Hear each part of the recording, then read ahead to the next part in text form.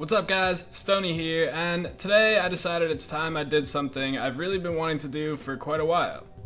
And that is to take a look back on my progression from 1 year of pure NHing. So when I first started PKing, I made a commitment. I'd been playing RuneScape for almost 6 months and I'd gotten bored with the repetition of skilling and PVM, and I asked myself what was the next step. The conclusion I came to was that in every activity on RuneScape, there's only a set number of possible things that can happen, with the exception of player versus player combat. So for me, in any form of progression in life, in order to actually get better, you have to be willing to do two things. One, you have to be willing to fail. So I had to accept that if I wanted to continue to get better at RuneScape and I wanted to do something more difficult than was available in PVM through a set number of variables, I had to be willing to plank. And on top of that, I also had to be willing to learn from those failures. So for me, making videos of myself learning to PK and then subsequently learning to Brid made the learning curve a much easier one. I not only had the ability to go back and watch how something happened, I had the desire to share it via YouTube.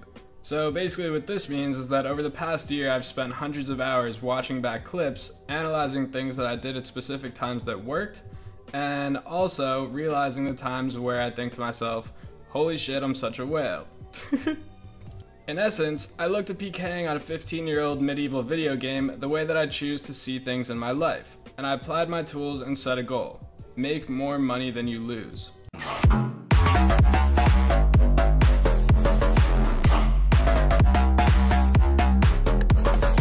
So today I went through every video I've uploaded in the past year and I chose one clip that I felt showed a key form of progression I'd made since the previous video. And my hope is that by explaining the ways I went about learning to NH in a video, not only will it help you guys cut your learning curve, but it'll show you that anyone can do it, and the most important thing we can do in a video game, guys, is to have fun. So, without further ado, let's break down some clips. So, if you notice the upload date in the first clip, you'll see that we're currently almost 3 weeks into learning to Brid.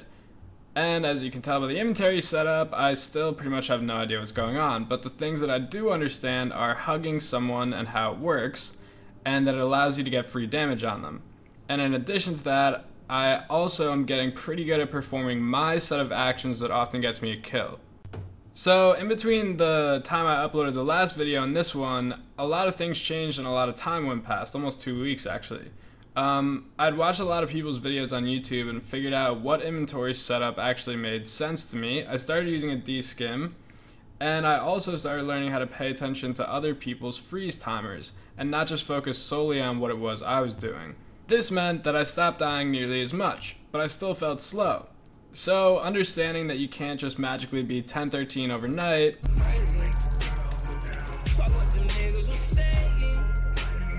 and speed increase comes from repetition and muscle memory, I decided to focus on things that I could gain a more prompt advantage from.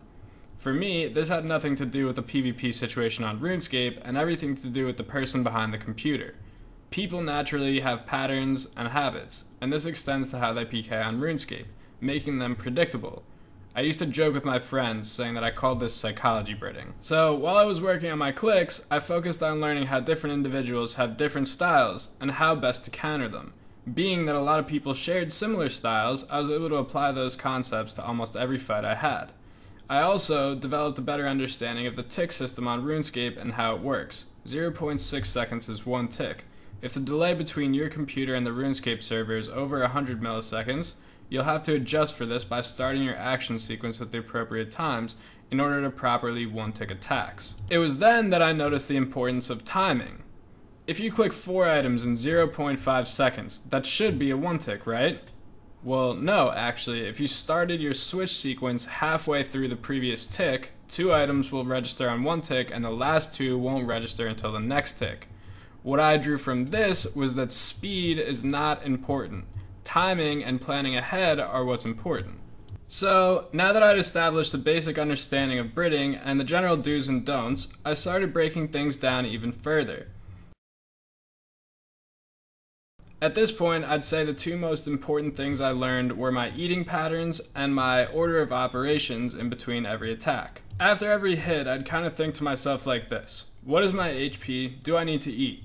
If I don't need to eat, do I need to restore? If I'm restored, should I pot? What is his HP, and when is his next attack tick in relation to mine? What is he praying?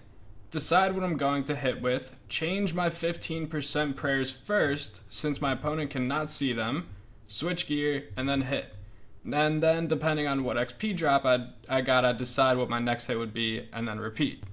Like we spoke about before, people are predictable, and this applies to PKing on RuneScape. Now that I'd developed my order of operations, I realized that I myself was becoming predictable. Get a big barrage, switch into range gear and ACB since it had a spec bar, and then attempt to one-tick a DDS from there. I never spec'd for my staff, I rarely used the advantage of movement, but what I was doing still worked and was getting me kills, and I started dying very infrequently. I also realized how drastic of an advantage having better gear gives you. The amount of kills I get, even to this day, when wearing Fury, B-Ring, and Regen versus Glory is staggering. Especially versus the one defensive of Pure, your offensive bonuses make all the difference. Being that I came from a PVM background, specifically Zulrah, where I focused heavily on DPS, or damage per second, I applied this thought process to PKing. I noticed that even though the ACB had only plus 10 more accuracy than a rune crossbow, it hit 30 plus much more frequently. I started developing patterns for smite rushing as well, and realized something very interesting specifically about pures in relation to their prayer.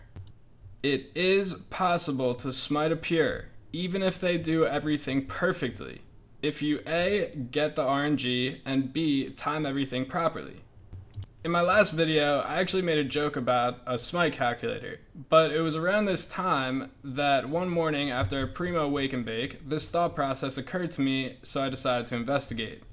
I calculated how frequently you can consume food, how triple eating counts as only one tick, or as only one food consumed, how much HP it is possible to heal in X amount of time, how many prayer points a super restore heals, and the max damage it's possible to do per tick with the setups that I had available to me. I ended up at this answer. DDS Gmaul DDS is the highest DPS combo in this game. On a pure and max gear, you can hit 72 DDS into 41 Gmaul, and 3 ticks later hit another 72 DDS. Obviously this is max damage, and the chances of that happening are very small, but again, versus one defense, your average hit in max gear is very high. So, for hypothetical sake, let's say you max DDS, max Gmaul, and max another DDS. The damage total in 4 ticks would be 185. 185 divided by 4, as smite takes a quarter of the damage dealt from your opponent's prayer, would be 46.25 prayer points removed from your opponent in just 4 ticks. This, in addition to your opponent's rate of prayer drain, assuming that they have at least protect item of 15% and smite on, would remove another 2 to 4 prayer points during that time.